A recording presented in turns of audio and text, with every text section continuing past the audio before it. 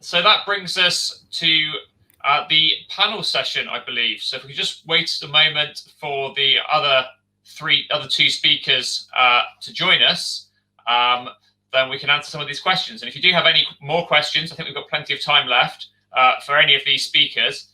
Then do write those questions in the chat box. So I think that's everybody. So first of all, question for you, Howard. This is from Jean Lebrun. What is the maximum thickness you can deposit with one screen printing passage? That depends on the screen size, but you can get to 12, 13 micron. And I'm not a technical guy. I'm an engineer. I'm a person, so I'm giving you my best recollection.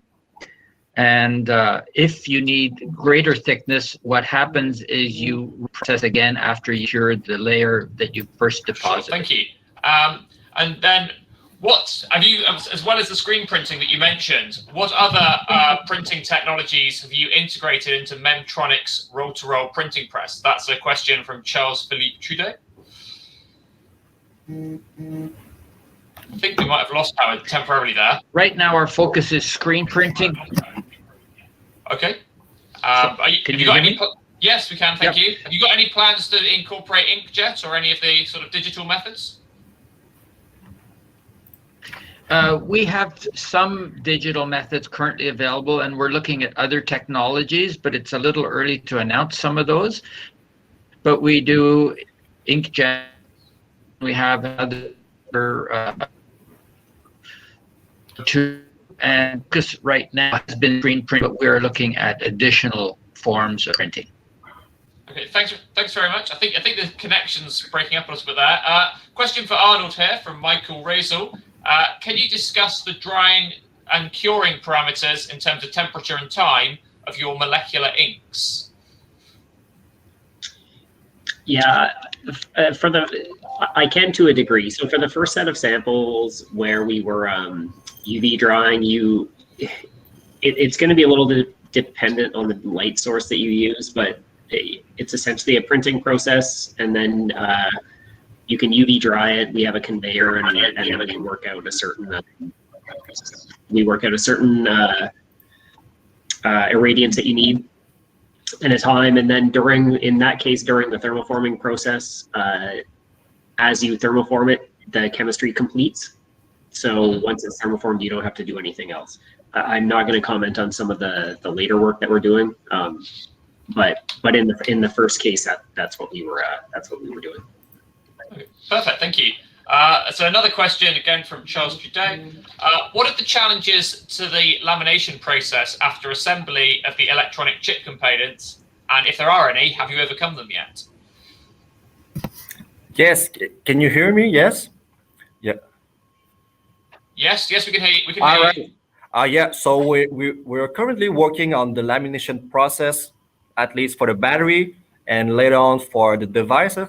We on press, on roll to roll, one of the biggest challenges is the different of tension of the laminated support and the base of where we print all of the devices. So we need to have both the same tension, or it will create a difference of tension between both substrate, and it will create holes, or it will create a kind of separation. So it will open on the side our label. So this is one of the big challenge for the lamination step. We also, so yes, this is one challenges. Thank you. And then I have another question here for Howard. If you do have any more questions, I think there's still quite a bit of time, so do feel free to add those in. So a question for Howard. In addition to the ISO requirements that you mentioned, what other clinical or regulatory aspects do you hear from your partners?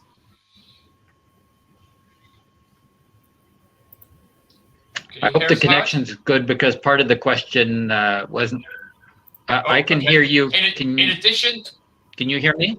Yep. Yeah, I can hear you. Yeah. in addition to the ISO requirements you mentioned, what other clinical or regulatory aspects do you hear about from your partners?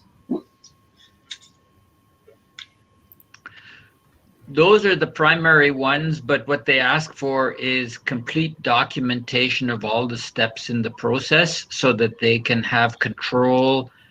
Because when you look at the materials that you start with, there's already a variation within those materials, sometimes as high as plus or minus 20%.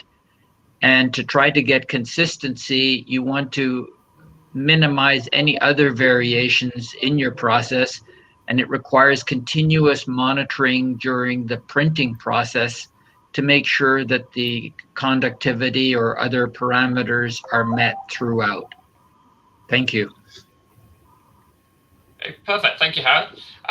So that's all the questions that have been sent in on the chat. If you have any more, then as I say, do add those in. So I have a quick one for you, Arnold, if that's okay. So how you showed all of these impressive sort of prototypes, and so are any of those commercialized? And if not, sort of what kind of timeline are you looking at approximately? That's difficult for me to answer. For sure, we should set up a conversation between you and some of the folks from E2IP. They would be definitely better suited to answer that question. I'm part of sort of the development team. Okay, sure. And they'll be able to give you a much more suitable answer than I would be able to. Okay. I know some of these things are kind of confidential, but is it 1 year away? Is it 5 years away? Those kind of questions. So I think that's probably it from this session, unless anyone has any other questions. So thank you very much for your attention. Thank you very much to all of our speakers for the 3 excellent talks. And I think with that, I'll hand back to Chloe. Thank you very much. Thank you, everybody, for listening, and hope you enjoyed the talks. Thanks.